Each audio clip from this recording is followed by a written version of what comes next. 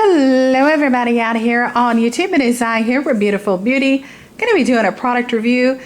I want to talk today about I love castor oil. I love castor oil for the hair, for the skin. I love to make things with castor oil. Absolutely love it. Love it. Okay, and I want to talk today about my favorite brand of castor oil. I have used all kinds of castor oils, basically, I have used all kinds, all brands. I love castor oil, but I love this brand the most. So I want to go ahead and talk about it. I've talked about this brand before. They really make some great products. They make shampoo and they make other skincare and they make oils. Really love their oils, love their products. This is by the brand Home Health. So this is definitely repurchase of mine. But when I buy a large bottle like this, it lasts forever. And there's so many things you can do with it. And the shelf life is pretty good length of time as well. So the product will last you a long time and it has a great shelf life. I definitely recommend keeping it in a cool, dark place, like a dark cabinet. Keep it inside the cabinets. Keep it stowed away somewhere, out of the sunlight, so the sunlight doesn't break down the oil or break the product down. Okay, so this is the brand Home Health. It says natural health begins at home. This is the castor oil, and this is cold pressed castor oil, pure natural emollient oil. Softens and nourishes the skin, ideal for use in castor oil packs. I know a lot of people do that. They use castor oil packs, and I've never actually tried to do that. But I do know somebody recently that actually had a hematoma on their abdomen, on their belly, and they made castor oil packs, and it really helped the hematoma. So, a little bit of medical help, you know what I mean? At home medical remedy, so to speak. Okay, it says it's excellent for massages into joints and muscles. This is hexane free. It is paraben free. Comes in a 32 fluid ounce bottle. I love to buy a large bottle. Like I said, it lasts, oh my goodness, forever. And I don't even know, let me see if there's an expiration date. Yes, there's an expiration date right there. Okay, so it says expiration date is May 2019. So it is August 2016 right now. So this is going to last to May 2019. Just take care of the product. Keep it out of the sunlight. Keep it out of artificial light. Keep it stowed away in a nice, cool, dark cabinet. A nice, clean, cool, dark spot. You know what I mean?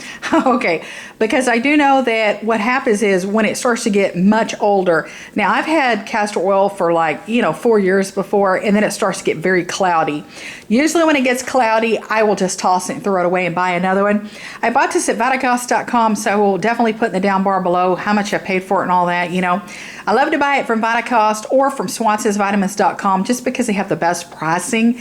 And you just get more, more bang for your buck, so to speak. Oh my goodness, guys, I have an itchy nose. Oh my.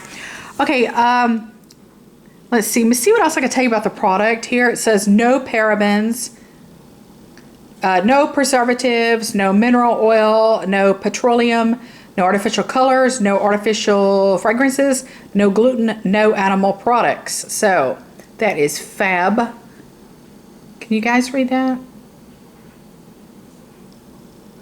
There are just a multitude of usages for castor oil. First off, I like to make a hair conditioner. I like to make a handmade hair conditioner, handmade moisturizer with castor oil because it is very moisturizing to the hair, especially if you're like me and you have dry damaged hair like I do, and especially if you have split ends like I do, because it just helps lubricate those ends of my hair. I know that's such a icky sounding word, but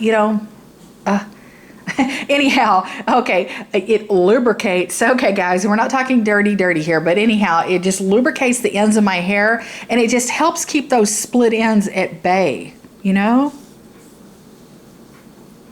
And what it helps me do, I can go a really long time between hair trims or haircuts. I know that's not always the best thing to do, is to extend the length between your haircuts and hair trims, but it really helps me do that. And especially during summertime when I've been damaging my hair so much. I've been in the hot sun, I've been in the chlorinated swimming pool, I've been turning into a beautiful little mermaid, I've been swimming a lot, and chlorine is just, detrimentally damaging to your hair. I mean, it's like overkill. But anyhow, I've been making a lot of products, you know, making my conditioners, making my moisturizing products, applying it to my split ends, to the tip ends of my hair, and it just moisturizes them up enough to where it protects them. Not only does it lube them up, so to speak, but it protects the ends of my hair from further splitting and, you know, all that stuff. Because you know how it starts when you get split ends. They start at the ends of your hair, yeah, but they don't stay at the ends of your hair. The split up towards your roots, up towards your scalp. And then it's just a mess. You know what I mean? And then it's just, yeah, and then it's just pull out the scissors, cut the hair off from there, it's over. You know what I mean? Okay, so I like to use it on surgical scars as well. This helps fade up my surgical scars. I have some really tiny, small surgical scars. You know, it's one of those things, personally, it bugs me, it bothers me. The person next to me wouldn't even see them. They'd say, where? I don't see them. Me, I see them, I know they're there. You know what I mean? And I do modeling, and I do photo shoots, and I make calendars, and all that good stuff. So, especially when I do wear swimsuits and things like that, you know, and I don't want them to have to do too much, you know, photoshopping or you know, blur it out, or, you know, whatever it is they all do. I don't know. Whatever it is they do, that's what they do. But to remove it from, you know, the finished product, the final picture, you know what I mean, before it's published. But anyhow, so I like to just work on those small surgical scars and, you know, fade them out. And I'm telling you, nothing keeps them more moist, and they fade. You know what I mean? That's the whole thing with scars, is you have to really overly moisturize them, keep them, so to speak, wet all the time. You know what I mean? And they don't dry out, because usually when the scars dry out, the skin dries out, the scar will set in and become more permanent. You know what I mean? So I like to use it on surgical scars. It works wonders on that. It really does. You know what I mean? I like to use this for my eyelashes as well. I put some of the castor oil in and I buy them off eBay. You know, they are the empty mascara tubes, empty mascara wands. You know what I mean? What do you call that? They look just like what mascara comes in, you know, the tube, the wand, all that good stuff. They're empty mascara vials, so to speak. They're brand new, they're empty. So I get those, and when I get those, I like to sterilize those and clean those up real good. And then after even though the you know, the tubes are new, so to speak, I still like to do sterilization, cleanliness, sanitation process, all that. So I sterilize the empty tube of mascara, or what would hold mascara. You know what I'm talking about, guys? Seriously, I guess you call those just empty mascara tubes with a wand. I don't know. But when I bought them off eBay, I bought them a while back, so I cannot remember specifically what it's called. But when I bought them, you buy like 10 or 20 of them at one time. I swear to you, they last forever, and you can find multitude of usages. Anyhow, I like to take one of those and I put the castor oil, you know, pour it down, funnel it or pour it down into the tube.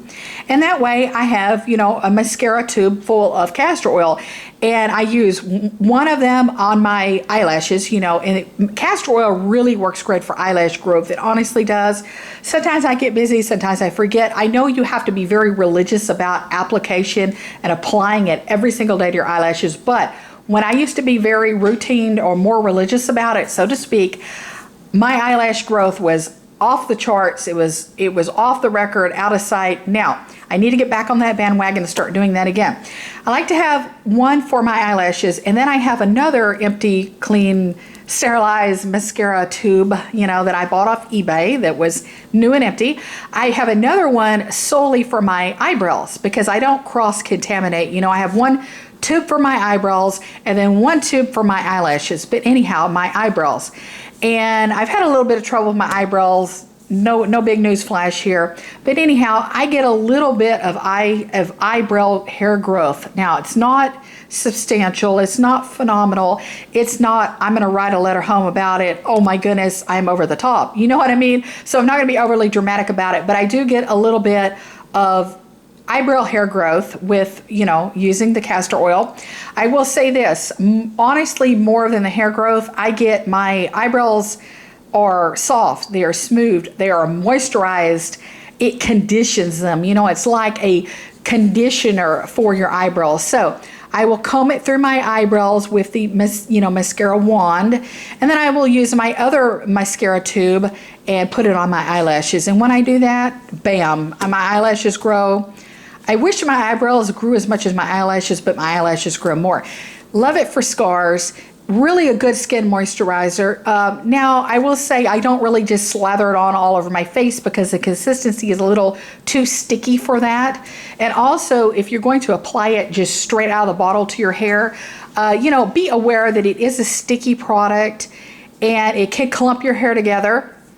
So I don't recommend full-blown hair oiling, with just straight alone castor oil, because you'll probably have to wash your hair, honestly, about 4 or 5 times.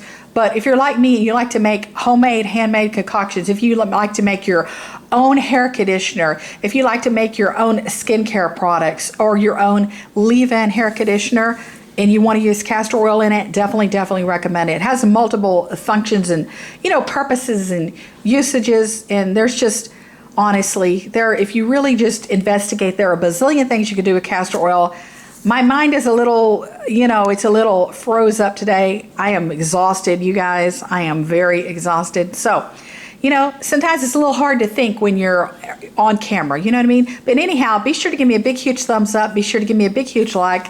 Let me know in the comments down below, what do you use castor oil for? What is your favorite thing to do or to bank with castor oil? Do you love castor oil? I love it for the hair and the skin. And I also like to throw in, it works very well for nails, especially if you're like me and you have natural nails and you have professionally short nails. I keep them professionally short, job related reasons and all that good stuff. But anyhow, it really moisturizes the nail beds, it moisturizes your nails. So I like to use it on my nails as well. There are a bazillion things I could use it for. Okay, much love. Take care. Bye, beauties.